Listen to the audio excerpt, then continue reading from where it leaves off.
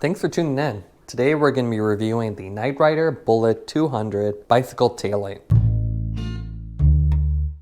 In order to make a bike taillight stand out in the crowded marketplace, companies either focus on integrating smart features or improving the visibility. With the Knight Rider Bullet 200, it's obvious that Knight Rider focused on visibility. Now in terms of packaging, really simple. You have a cardboard backing, some zip ties holding it in place, and the accessories on the inside.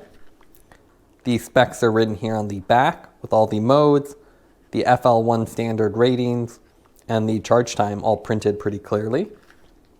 I'll go ahead and take it out of the box and we'll go over the specs.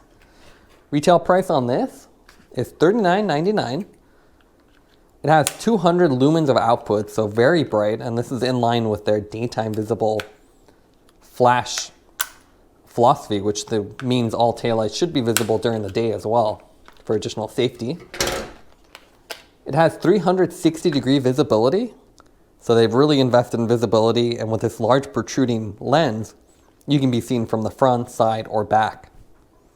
It has up to 29 hours and 15-minute runtime at the lowest setting, and it's also IP64 rated.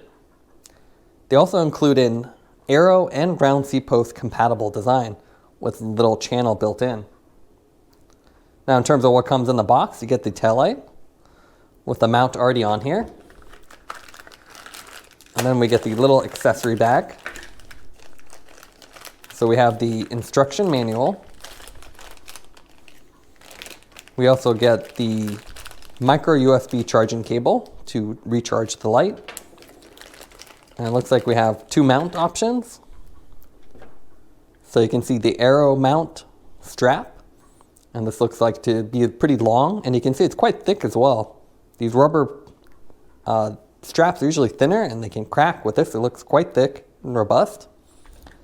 And then a standard round C-post mount strap. Now let's take a look at the weight of the taillight. So putting just the taillight on the scale, that comes out to 60 grams. Then the Aero C-post strap, that's 12. And then the shorter round C-post strap comes in at 6 grams, so pretty light overall.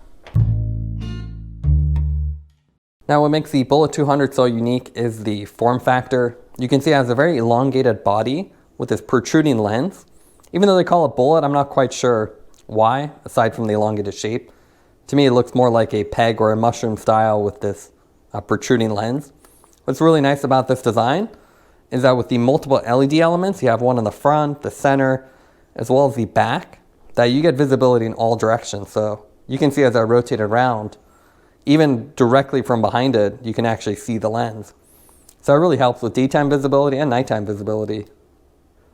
Most of the body actually is the lens itself. You can see a nice transparent red lens, and a little extended transparent portion near the bottom as well. You have the mount here on the back. Pretty simple rubber strap style. It's easy to use. You just wrap it in here with the built-in hooks and pull it around. You get two different straps and they both feel quite robust. You can see they're very thick, and the Aero one in particular is a lot thicker as well. You can see the mount is just a little rubber piece, and in order to accommodate both Aero and non-Aero, you have the little slot here, and it's a really clever design we've seen with some Magic Shine lights, so it's easy to swap between bikes without an issue.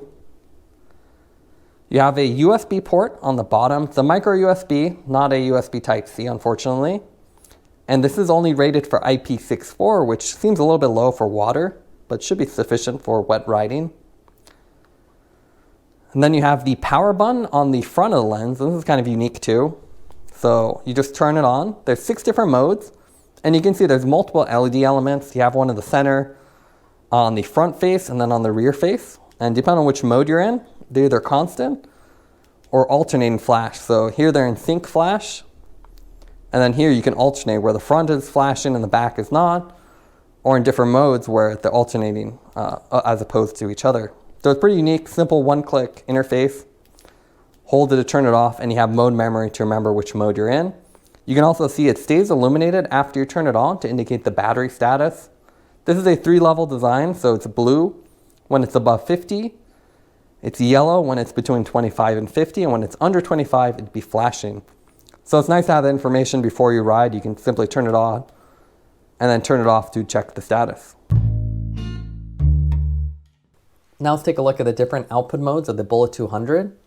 There are 6 total modes, with some of the modes running the rear and front LEDs out of sync, like the steady flash and the alternating flash, which is a really cool feature. Now there's no customization here, but you can see with the 6 modes, there's plenty of options, and you also have 2 constant modes, which is great for group rides, with the steady low actually being the highest runtime of 29 hours, so more than enough runtime. If we put all the modes side by side here, you can see they're definitely visually engaging. It's not nearly as customizable as, say, the Raz Pro or other taillights with cell phone apps, but I think the options from the factory are pretty good and you don't have too many modes. This is also a daytime visible flash light, which means even in this bright sun, you can still see the taillight from a pretty far distance away. Now it's less focused since it has a wider lens than, say, the Light in Motion Via switch, but again, with 200 lumens, it's more than bright enough for day or nighttime riding.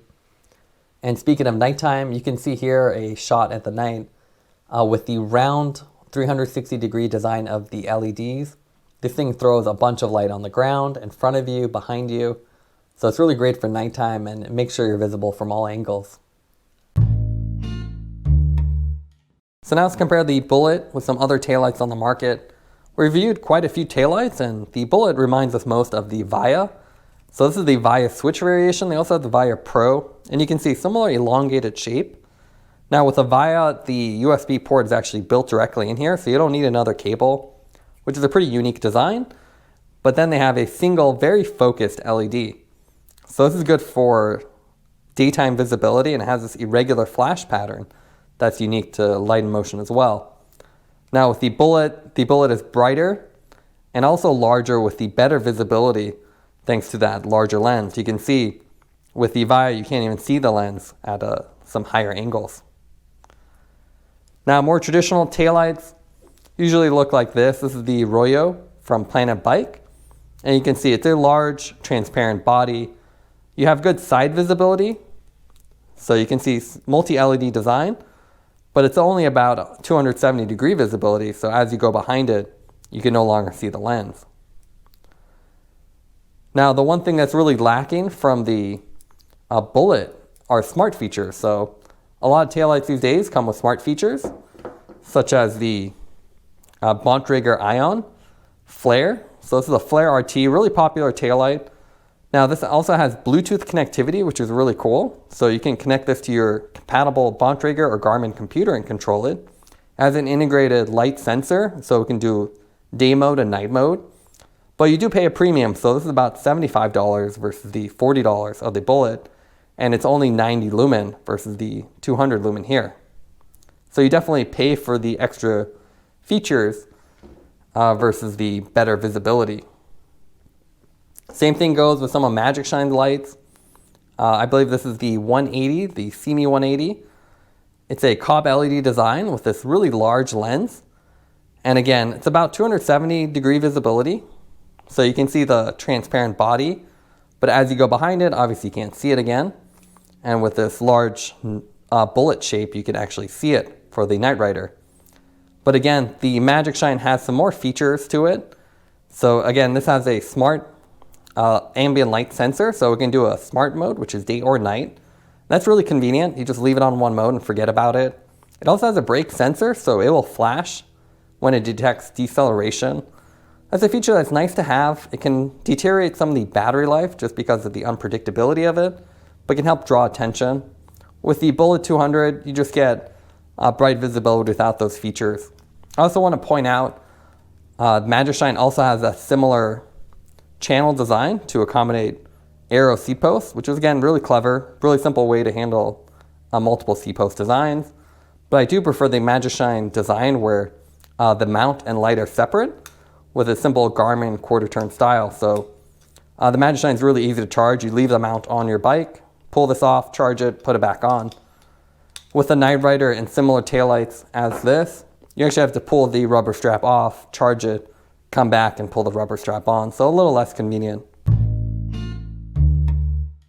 Now, what we liked about the Bullet 200 is the fact that it has a unique form factor. It definitely stands out compared to other taillights on the market. It's also daytime visible with an impressive 200 lumen output, so it's perfect for daytime or nighttime riding.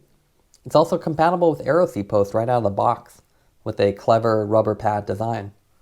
Some of the negatives for the taillight is the fact that it has a fairly large size, so it definitely stands out mounted to your seat post.